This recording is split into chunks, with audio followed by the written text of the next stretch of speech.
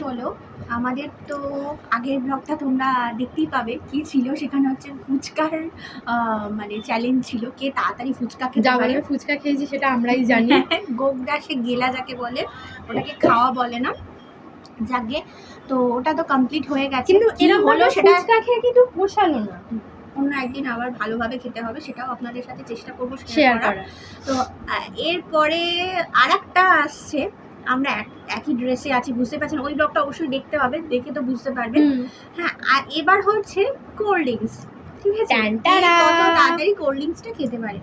চলো স্টার্ট করা যাক। আগে প্রথমে ঢালা যাক, তারপরে টাইমার দেবো কে কত তাড়াতাড়ি খেতে পারে, ঠিক আছে? এক ঢোকে শেষ করে ফেলতে পারলে খুবই ভালো। আবার এটা হচ্ছে যে তাড়াতাড়ি খেতে পারবে তাকে, যে হেরে যাবে সে কি খাওয়াবে? মিষ্টি খাওয়াবে, ঠিক আছে? হ্যাঁ, মিষ্টি খাওয়াবে, ঠিক আছে। চলো। সেটা কি আজকেই খাওয়াতে হবে? না, সেরকম কোনো ব্যাপার নেই, অন্যদিনও হতে পারে।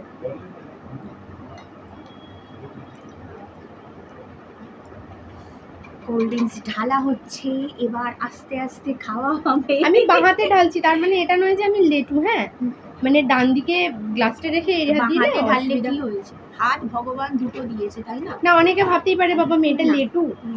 একটুখানি একটু বাঁচিয়ে রেখে দিই বাড়ির লোকের জন্য, বড়দের জন্য। চলো স্টার্ট করা যাক। টাইমার আচ্ছা, স্টার্ট। টাইমারটার জন্য না আমি একজনকে খুঁজে নিয়ে এসেছি, ইনি থাক টাইমারে।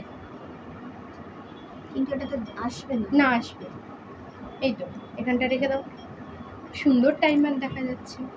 আমাদের ভোলু দাদা টাইমার সেট করবেন। Start now. চিয়ার্স।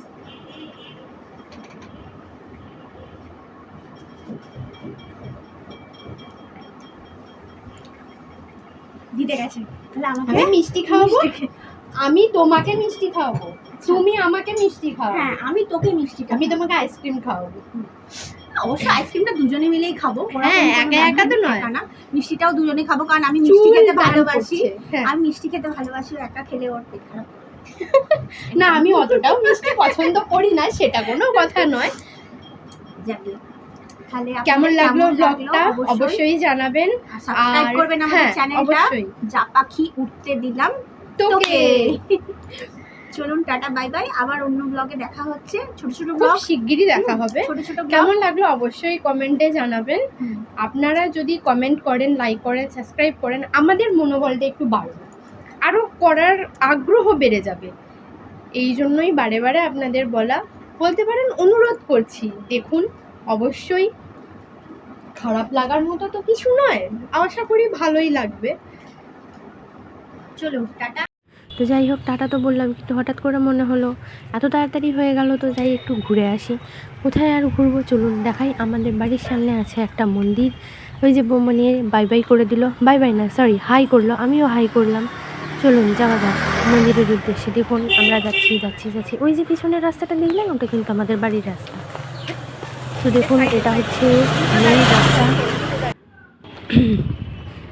ওই যে দেখা যায় একটুখানি, ওটা হচ্ছে মন্দির। চলুন চলুন চলুন, আপনারাও চলুন, দেখাবো তো নিশ্চয়ই।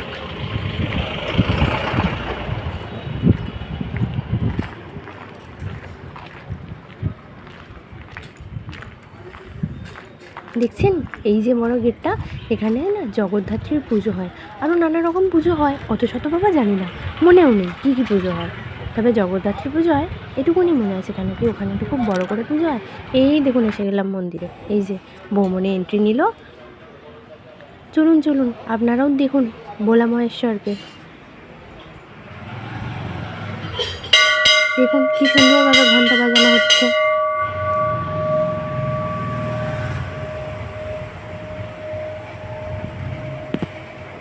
দেখেছেন ভোলা মহেশ্বরকে কি সুন্দর লাগছে। জানেন কোনো অকেশনে মানে মহাদেবকে এত সুন্দর করে সাজানো হয়, যেমন শিবরাত্রি বলুন, নীলের উপোস বলুন, নানা রকমের এত সুন্দর করে সাজানো হয়, দেখতে কিন্তু অপূর্ব লাগে। সেটাও আস্তে আস্তে আপনাদের সাথে শেয়ার করবো, আপনাদের দেখাবো। চলুন, আরও অনেক ঠাকুর আছে, একে একে দেখাবো। তার আগে দাঁড়ান দাঁড়ান, আমি একটু ঘন্টা বাজিয়ে নিই। ওই দেখুন কি সুন্দর আমি ঘন্টা বাজালাম।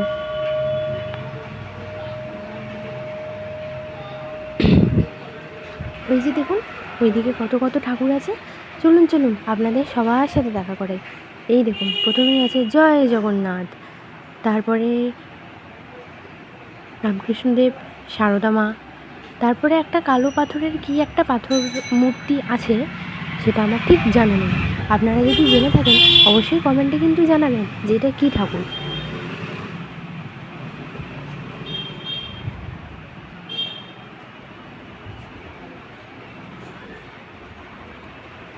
এই দেখুন সুভদ্রাকে আলাদা রাখা হয়েছে, কেন বলুন তো? অম্বাবসী চলছিল তো, সেই কারণে সুভদ্রাকে আলাদা রাখা হয়েছে। বলরাম যোগুদাদা কিন্তু এক জায়গাতেই রয়েছে। মন্দিরটা কিন্তু খুব সুন্দর, নানা রকমের পুজো এখানে হয়। এই দেখুন এটা হচ্ছে নন্দী, ভেঙ্গি অবশ্য এই মুহূর্তে নেই। এই দেখুন এখানে রয়েছে আরও একটা শিবলিঙ্গ, শিবলিঙ্গটা ঠিক না, একটা পাথরের শিব মূর্তি, মনসা মা, তুলসী গাছ। এই দেখুন এই যে বট গাছটা, এটা নাকি আমার শ্বশুর মশাইয়ের হাতে বসানো। এই দেখুন দূর থেকে পুরো মন্দিরটা আপনাদের পুরোটাই দেখালাম। এই যে বট গাছটা, এইটার কথাই বলছিলাম, এটা নাকি আমার শ্বশুর মশাইয়ের হাতে বসানো বট গাছ। এই দেখুন এখানে হচ্ছে পানীয় জল, এখানে লোকে জল পান করার জন্য এই ব্যবস্থাটা করেছে, কিন্তু এখানে হাত ধোয়া, পা ধোয়া সমস্ত রকমের কাজ চলে। এই দেখুন রথ, এটা হচ্ছে মন্দিরের রথ, এখানে রথযাত্রাতে এই রথটা বার করা হয়। তো দেখতেই পেলেন, আমাদের ব্লগ এখানেই শেষ করলাম। Bye bye.